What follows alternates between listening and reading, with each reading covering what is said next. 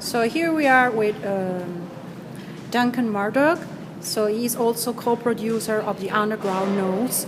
Can you tell us something about the condition of waiting? Waiting, it's the act of waiting.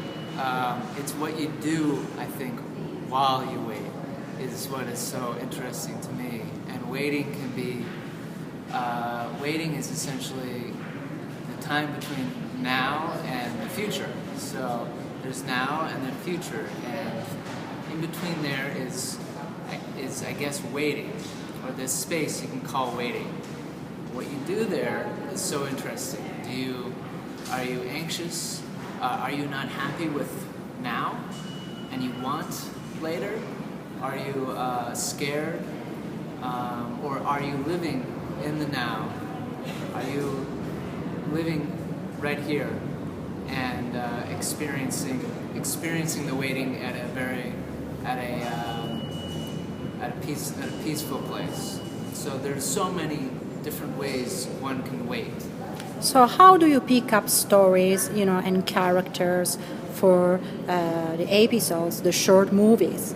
So what about your observation in the subway? Well, we pick them up by either seeing something or seeing a person, or having a feeling in the subway, or a feeling in life, and we feel like this is a good setting to represent that. So how we get ideas are usually we catch a glimpse of something that interests us in usually the subway, and that glimpse is something that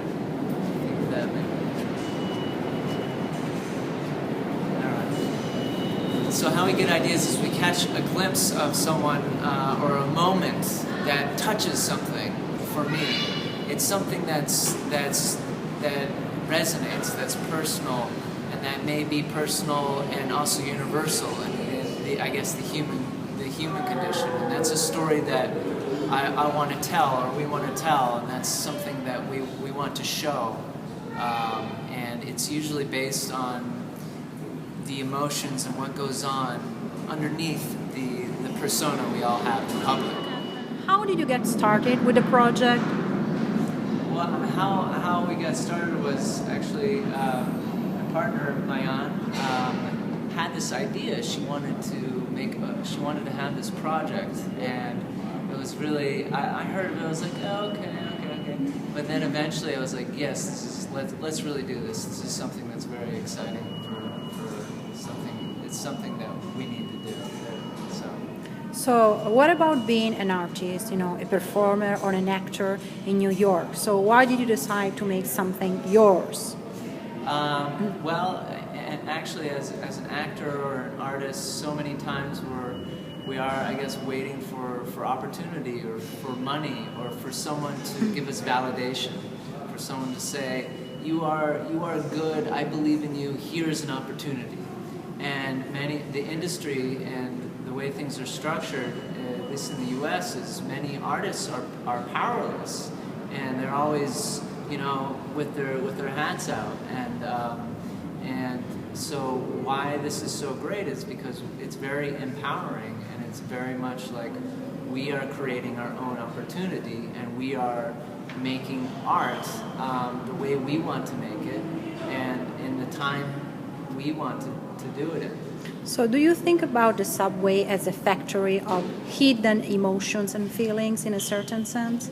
I do, absolutely. It's underground in the sense that it is underground, and also many times people have their persona, their identities are underneath a public persona. Because there are rules of conduct in the world and society, and there are also insecurities, and people are ashamed of many things inside of them that they don't want to show, in fear of being judged or excluded from being accepted. Is it also working as a self-consciousness training in a certain sense for you guys who are involved in the project? Yeah, absolutely. I think it is good training, because for our own selves, because it really gives us practice in thinking about what is going on underneath. What are those feelings and emotions? And so it is a practice to become aware of these things, and also to see them in others. So what's the most amazing discovery you've done in the subway, both personal or, dealing with other people? I guess, well, that's tough. The most amazing discovery Something that has surprised you, that surprised that me. made you think about. I don't know. In the subway.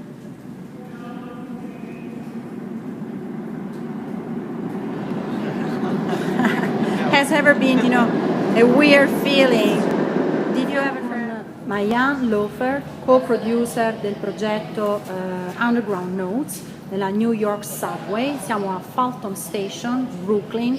So, Maayan, can you tell us something about your project? Yeah, we wanted to make a project which was a web series, which takes place underground while people wait for the train. And what inspired us was the lack of how people follow through in artistic projects in New York and at least in most of the US, where people say that they're going to do things, but things never really happen. We wanted to commit to a project that we could make happen, that we would do it every 2 weeks, and that we would completely enjoy. We would feel completely fulfilled by it. And so what we designed and what we were carrying out are subway shorts that we shoot every 2 weeks with a really, really small camera, a DSLR, and we edit them ourselves, and every 2 weeks we put up another short, and they don't run very long, between a minute and 4 minutes long.